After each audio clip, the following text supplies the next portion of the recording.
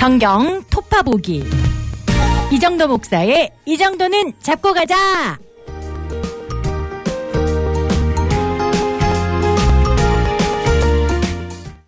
안녕하십니까, 이정도입니다. 오늘 사무엘상 22장부터 26장까지 5장 함께 읽을 건데요. 이제 사무엘상도 맞춰져 갑니다. 다윗이 도망 다니는 것이 이제 말하자면 사무엘상의 후반부라고 할 수 있는데 19장부터 31장까지 쭉 다윗의 이제 도망자 생활입니다. 긴 부분인데요. 이 긴 부분을 편의상 세 부분으로 저희가 지금 나눠서 읽고 있습니다. 다윗이 도망 다니면서 다윗의 상태, 다윗이 처한 어떤 위치가 크게 3번 바뀌는데요. 먼저 지난번에 봤었던 이 19장부터 이 21장까지는 다윗이 혼자서 도망 다닌 시간입니다. 도망친 직후부터 시작해서 라마에 있는 사무엘을 찾아가고 거기도 또 사울이 찾아오니까 도망 나오고 요나단을 찾아가고 또 노브 땅에 있는 노베의 제사장들이 모여 있었죠. 그래서 노베 제사장들을 찾아가고 거기는 이제 오래 있지는 못하고 거기서 먹을 진설병과 그리고 무기를 가지고 블레셋 가드로 또 도망가죠. 이제 해외 도피를 했는데 거기서 블레셋 사람들이 알아보면서 야, 이거는 우리나라의 대적인 저 이스라엘의 장군 다윗이 아니냐 해서 블레셋 가드왕 아기스에게 끌고 가니까 거기서 미친 사람인 척하면서 막 수염에 침을 흘리면서 도망친 것까지, 여기까지가 이제 첫 번째 챕터라고 할 수 있죠. 19장부터 21장까지 혼자서 도망 다니는 비참한 도망자 신세입니다. 그런데 오늘 읽을 부분이 이제 두 번째 챕터라고 할 수 있는데요. 22장부터 26장까지는 조금 상황이 달라집니다. 다윗이 혼자 도망 다니지 않고 도망 다니던 다윗에게 사람들이 모여드는 것이 바로 22장 1절부터 시작됩니다. 400명 모이고 나중에는 600명 모이고 이러면서 점점 이 늘어나는 사람들의 우두머리가 되는 거죠. 그리고 이 무리를 이끌고 다윗이 사울을 피해서 도망 다니면서도 그냥 비참하게 도망만 다니는 신세가 아니라 또 어려움을 당한 유다 백성들, 또 유다 성읍들이 어려울 때 그들을 돕는 거죠. 이 인원을 이끌고 다니면서. 여전히 다윗이 도망자 신세긴 하지만 그냥 비참하기만 한 게 아니라 이 세상의 어려운 곳을 섬기는 도망자. 이게 이제 오늘 읽을 부분 두 번째 부분인 22장부터 26장이 되겠고요. 그리고 마지막 세 번째 부분이라고 할 수 있는 것은 27장에서 31장까지는 다윗의 상태가 한 번 더 바뀌는데요. 다윗이 이제 이스라엘 안에서는 결국 있을 곳이 없다라는 것이 확실해지게 되면서 다시 해외 망명을 갑니다. 또 블레셋으로 가는 거죠. 블레셋 가드로. 그런데 처음 갔을 때랑은 상황이 다른 게 처음에는 다윗이 혼자 비참하게 도망갔던 거잖아요. 그러니까 이제 블레셋에서 자칫하면 죽을 수도 있는 상황이었는데 이번에는 혼자가 아니고 강력한 군대의 어떤 용병단의 대장 같은 위치가 된 거죠. 그래서 블레셋 가드왕 아기스가 또 이제 블레셋 입장에서는 다윗이 사울과 완전히 이제 함께할 수 없는 사이가 됐다. 사울과 다윗이 원수가 됐다. 이런 걸 알고 있는 상황이 되었으니까 다윗의 군대가 블레셋 안에 일종의 용병단으로서 받아들여지게 되는 상황이 됩니다. 이렇게 이 마지막 세 번째 부분이 27장부터 31장까지인데요. 이 부분에서 다윗 군대가 블레셋 안에 있지만 그곳에서도 역시 이스라엘을 돕는 이런 부분들이 있습니다. 요거 저희가 다음 시간에 볼 거고요. 그리고 사무엘상 31장이 사울의 죽음으로 끝나고 사무엘하 1장에서 다윗이 드디어 이제 도망자 신세를 청산하고 유다로 돌아가서 왕이 되는 이야기가 시작되는 거죠.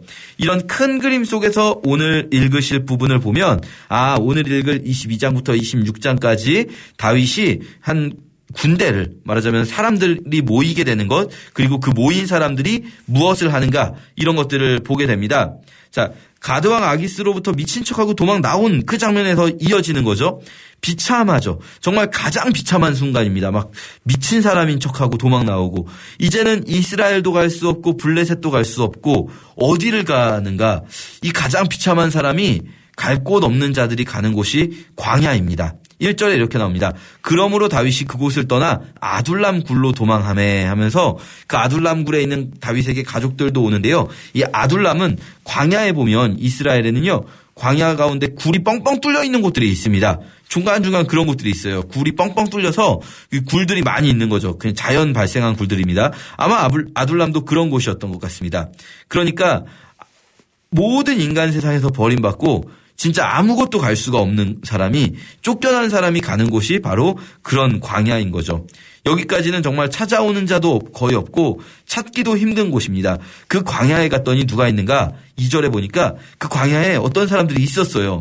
환난당한 모든 자와 빚진 모든 자와 마음이 원통한 자가 다 그에게로 모였고 그는 그들의 우두머리가 되었는데 그와 함께한 자가 400명가량이었더라. 자, 이 다윗이 처량한 신세가 돼서 가장 비참한 신세가 되어서 광야로 갔을 때요. 그 광야에는 이미 다윗처럼 쫓겨온 이들, 어디서도 살 수 없는 이들, 환난당하고 빚지고 마음이 원통한 자들이 있었어요. 이들이 다윗에게 모이는 겁니다. 그들이 이게 되게 멋있게 표현할 수도 있지만 사실 솔직히 표현한다면 이들은 정말 광야에 그냥 떠돌이들인 거죠. 이들이 다윗을 우두머리로 삼아서 400명이 모이게 됩니다. 이제 뒤에서 나오지만 이렇게 시작된 사람들이 바로 이 모임이 다윗 왕국이 되는 겁니다. 다윗 왕국의 용사들이 바로 그 아둘람의 거린들이라고 할 수 있죠. 구약에서 앞에서도 말씀드렸지만 구약에서 가장 직접적으로 예수 그리스도를 예표하는 인물 중 하나를 꼽으라고 한다면 다윗이 나오는 겁니다. 아브라함, 모세, 다윗 가장 중요한 인물들이죠. 특히 마태복음 1장 1절에서 예수님 이야기를 이렇게 시작합니다. 아브라함과 다윗의 자손 예수 그리스도의 세계라. 자, 아브라함과 다윗의 자손이다. 이 마태복음은요, 예수 그리스도가 누구를 표본으로 하고 있는가, 누구의 모형을 계승하고 있는가, 아브라함과 다윗을 이야기하는 겁니다. 예수 그리스도를 예표하는 두 가지 사건이 있다면 아브라함이 언약을 받은 사건과 다윗의 나라가 있는 거죠. 아브라함의 언약과 다윗의 나라, 이 두 가지가 구약에서 가장 직접적으로 예수 그리스도를 예표하는 사건들인데 이 다윗의 나라는 무엇인가? 바로 하나님 나라를 예표합니다. 예수님이 전하신 것이 무엇이겠습니까? 하나님 나라 복음 아닙니까? 이 하나님 나라가 이 땅에 가장 직접적으로 그림자로서 세워진 그 나라가 바로 다윗 나라입니다. 그 다윗 나라를 세운 용사들이 바로 이 사람들입니다. 아둘람에 버림받은 자들. 이 사람들은요, 어떤 상승의 장군 다윗과 그의 용사들 이런 표현보다는 도망자 다윗과 비참한 자들인 거죠. 그들이 뭘 하는가? 오늘 본문이 보여주는 게 바로 이 사람들이 모여서 그렇게 모인 그 비참한 자들이 뭘 하는가 하는 거죠. 이들이 군대가 되고요. 이들이 이스라엘이 어려움에 처한 성읍들이 있을 때 그 성읍들을 돕는 겁니다. 자기들도 도망자 신세고 자기들도 비참한 신세인데요. 다윗이라는 이 용맹한 장군이죠. 어떻게 말하면 다윗이라는 한 사람 밑에 모여서 이들이 그전까지는 그냥 세상에서 버림받은 자였는데 이제는 세상을 돕는, 세상을 치료하는 구원자들이 되는 겁니다. 이 군대가 그일라를 돕습니다. 그러면 그일라 사람들은요, 그들을 배신하고 사울에게 밀고 합니다. 사울이 잡으러 오죠. 다윗 부대는 도망칩니다. 또 다른 지역에서도 가는 곳마다 어려운 이들을 돕고요. 돕고 나면 이들은 배신당합니다. 도망칩니다. 힘이 없어서 도망치는 것이 아니고요. 힘이 없어서 도망치는 게 아니라는 걸 보여주는 사건들이 두 번이나 사울을 죽일 수 있었는데도 죽이지 않았다는 거예요. 그럼 이들은 왜 도망치는가?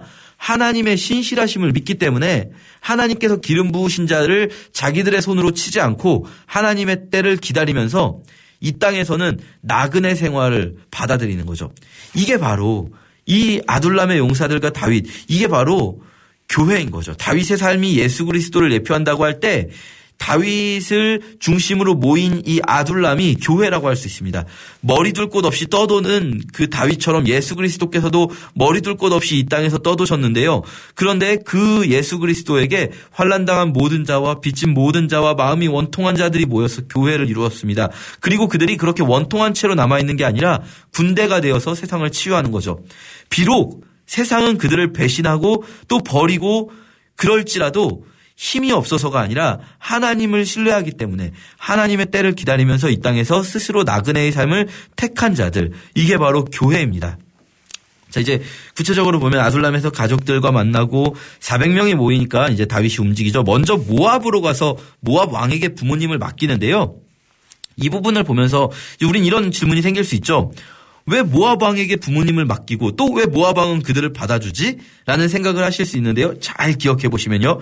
다윗의 외 증조 할머니가 누구냐면 룻이거든요. 기억나시죠? 룻기. 룻이 모압 여인입니다. 바꿔 말하면 다윗의 외가 쪽은 모압 사람들이에요. 그러니까 아마도 다윗이 모압 쪽에게 자기 부모님을 부탁한 거죠. 그러면 또 이런 질문도 할 수 있죠. 왜 애초에 모압으로 피하지 않고 그러면 블레셋으로 갔을까? 뭐 이건 추측이지만 모압은 이때는 약소국입니다. 힘이 없어요. 이때는 지금 이 시점에서는 이스라엘과 블레셋이 강력한 라이벌 관계고요. 모압이니 암몬이니 에돔이니 이런 나라들은 상대적으로 이스라엘과 블레셋보다 약한 약소국이라고 할 수 있습니다. 이런 상황에서 만약에 다윗이 모압에 숨었다고 하면 사울이 모압을 압박했을 거거든요. 그러니까 이제 부모님만 몰래 부탁하고 다윗은 유다 광야에 있는 요새로 돌아옵니다. 자, 요새라는 표현이 여기서부터 이제 좀 나오는데요. 요새라는 건 뭐 가장 직접적으로 생각할 수 있는 건 우리가 지금 마사다라고 부르는 곳이 있습니다. 이 마사다라는 지명 자체가 원래 요새라는 뜻이고요. 지형을 보시면 천혜의 요새입니다. 이게 이스라엘에 가보신 분들이 보통 성지순례 가서 가장 흥미롭게 보는 곳 중에 하나가 마사다거든요. 완전히 바위 절벽으로 이루어진 높은 곳 위에 평지가 있어요. 넓은 평지가 있어요. 그러니까 그 넓은 평지에서는 사람들이 뭐 수백 명이라도 거주할 수 있고 그리고 그 위에 있으면 아래에서는 공격하기가 굉장히 어려워요. 절벽산이기 때문에. 이런 곳이 이제 마사다 이곳이 다윗이 숨은 요새가 아니었는가 혹은 꼭 여기가 아니더라도 그런 비슷한 지형들을 상상해 볼 수 있습니다. 그래서 이렇게 다윗이 요새에 이제 숨은 거죠. 말하자면. 숨으면 찾아도 공격하기가 어려워요. 안전한 곳이죠. 문제는 무엇인가? 다윗이 이 아둘람의 400용사를 데리고 숨어 있으니까 선지자 갓이 다윗을 찾아옵니다. 참 어떻게 찾았는지 또 선지자가 하나님께서 보내셔서 온 거겠죠. 다윗에게 말합니다. 너는 이 요새에 있지 말고 떠나 유다 땅으로 들어가라. 다윗이 떠나 헤레스풀에 이르니라. 여기를 떠나라는 거예요. 이 안전한 요새 떠나라. 여기 숨어 있으면 안 된다. 너와 너의 군대는 여기 숨어 있으면 안 되고 유다에 가서 유다를 도우라 이거죠. 그래서 이제 숨어 있기만 한 도망자가 아니라 유다의 성읍들을 돕는 군대로서 이 도망 생활을 하게 됩니다. 그 사이에 카메라가 우리 드라마로 생각한다면 카메라가 다윗을 쭉 비추다가 이번엔 사울 쪽으로 옮겨갑니다. 사울 쪽으로 가니까 사울은 다윗을 찾지 못해서 막 너무 화가 나 있어요. 신하들에게 막 화를 냅니다. 7절에 보시면 너희 베냐민 사람들아. 이 사울의 신하들은 다 베냐민 사람들이겠죠. 베냐민 지파 출신이니까요. 들으라. 이새의 아들이 이 다윗이 너희에게 각기 밭과 포도원을 주며 너희를 천부장 백부장 삼겠느냐. 너희가 다 공모하여 내 아들이 이새의 아들과 맹약하였으되 내게 고발하는 자가 하나도 없다. 막 이러면서 신하들을 막 책망하는 겁니다. 사실은 누가 다윗을 그렇게 대장군 자리에 앉혀놨냐면 사울이 그런 거거든요. 자기가 한 약속이고 그래놓고서는 이제 신하들이 다윗 편을 든다고. 사실 신하들이 다윗 편을 들었겠습니까? 사실은 신하들은 그냥 사울 밑에 있는 건데 그런데 다윗을 못 잡아오니까 막 화를 내는 거죠. 그러면서 뭐라고까지 하냐면 내 아들이 내 신하를 선동하여 오늘이라도 매복하였다가 나를 치려하는 것을 내게 알리는 자가 하나도 없도다 막 이러는 겁니다. 이 말을 여러분 고지고대로 받아들이시면 안 됩니다. 요나단이 이거 읽으면서 요나단이 이제 사울에게 반란을 일으키려고 하는구나. 아닙니다. 사울이 그냥 그렇게 말하는 거예요. 약간 사울의 이런 모습을 보면 뭐 피해망상증이라고 할까요? 신경증이라고 할까요? 좀 약간 너무 이상한 사람이 돼버린 거죠, 사울. 원래 이런 사람 아니었는데 이 왕이라는 자리가 이 사람을 거의 뭐 정상적이지 않은 사람으로 만들어버렸습니다. 그래서 요나단이 자기를 죽이려고 하는데 나를 죽이려고 하는데 니네들은 뭐 하고 있는 거야 막 하면서 소리 지르면서 자기 부하들을 혼내고 있는 거죠. 그때 이제 놉당에 있었던 사울의 신하가 있었습니다. 놉당 기억하십니까? 놉당 어디죠? 놉 제사장들이 모여있던 곳이죠. 아히멜렉 제사장을 만나서 그랬었던 곳. 거기에 사울의 신하 중에 에돔 사람 도액이라는 사람이 있었습니다. 에돔 사람 이방인이에요. 이방인. 그런데 이 사울의 신하 중에 있었는데 이 도액이 사울에게 일러 바치는 거죠. 제사장들이 있는 곳에 왔었습니다. 제가 거기 있었는데 보니까 골리앗에 칼도 주고 또 이 진설병도 주더라고요. 막 이러는 거죠. 그러니까 사울이 제사장들을 다 잡아오라고 합니다. 잡혀온 아히멜렉 입장에서는 당황스럽죠. 아니 다윗이 사울이 보내서 왔다고 했잖아요. 그렇죠? 다윗은 이제 사울이 보낸 비밀작전이었다. 뭐 비밀작전을 수행 중이다 해서 자기는 도와준 건데 그런데 왜 자기한테 탓합니까? 이렇게 말하거든요. 사실은 다윗도요. 왜 그렇게 제사장들에게 갔냐면 아마도 이런 생각을 했을 수 있습니다. 다른 사람들에게 가서 음식을 달라고 해도 줬을 수 있어요. 다른 사람들이. 그런데 그 사람들이 다윗을 도왔다가는 나중에 사울이 그 사람들을 죽일 수도 있잖아요.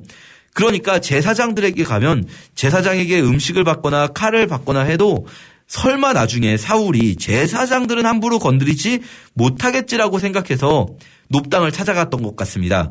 그런데 사울은요, 이제 눈에 보이는 게 없어요. 제사장들 다 죽여버려. 아히멜렉 하나뿐 아니라 나머지 제사장들, 이놈들도 다 공모한 놈들이 분명해.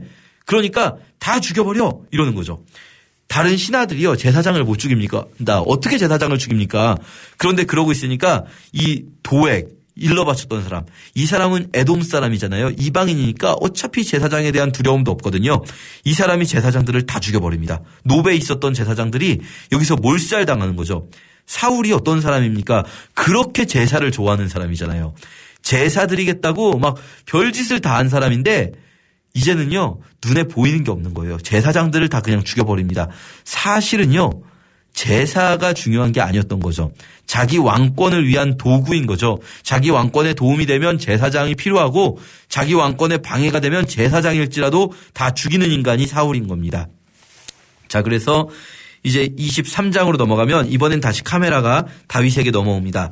다윗과 그의 부대가 광야에서 한 대표적인 사건이 등장하죠. 그일라를 돕는 겁니다. 여기서 노베에서 이 제사장들 다 죽을 때 혼자 도망 나온 아히멜렉의 아들 아비아달이라는 이 제사장이 있거든요. 아비아달 제사장이 에봇을 가지고 왔습니다. 도망 나올 때 제사장의 옷이죠.